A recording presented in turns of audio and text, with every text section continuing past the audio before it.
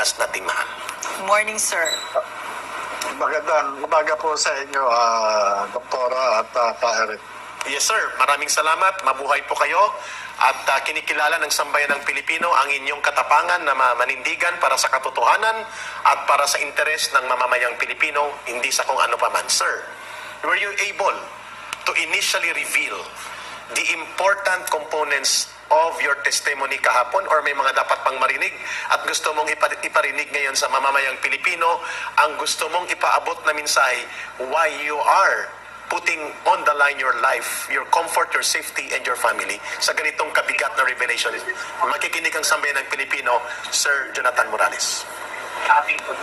Una-una po, no, yung pagkaka-release nung mga dokumento, hindi ko naman po kagustuhan yun, at bigla lang itong na post sa social